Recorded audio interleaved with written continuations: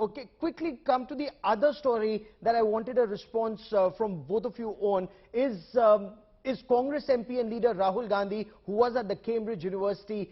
He's now in the eye of a storm over his comments on Kashmir, Pulwama, and of course China. Listen into Rahul Gandhi for a moment. So we are going through all the states, and Kashmir is a state which is insurgency prone, right? There's a lot of violence. There's been quite a lot of violence for many years. In fact, that picture there is me putting flowers on the spot where almost 40 soldiers were killed by a car bomb some years back.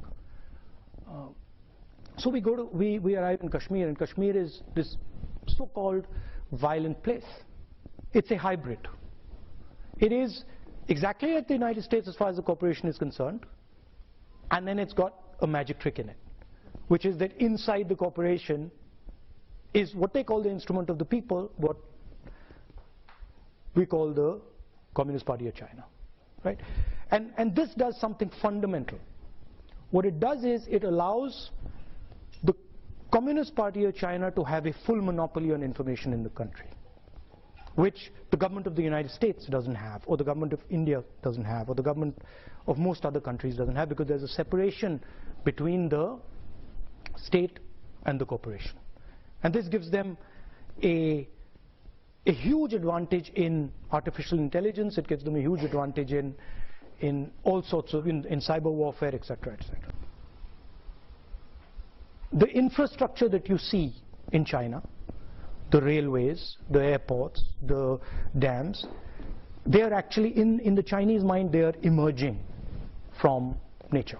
They're emerging from the power of the river, and they're, in a sense, China sees itself as a force of nature, right?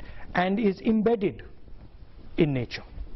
Whereas the West, America, does not see itself as embedded in nature. It sees itself as placed on top of nature. Okay? Now this completely changes how you think about things. And this explains, to me at least, why the Chinese would be so interested in harmony. Professor Chilani, what do you make of Rahul Gandhi's appreciation of the Chinese Communist Party and China?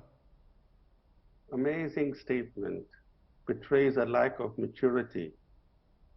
Just because China has information control, according to Rahul Gandhi, it has mastery of artificial intelligence. And just because it's building dams and other monumental projects, it's in harmony with nature.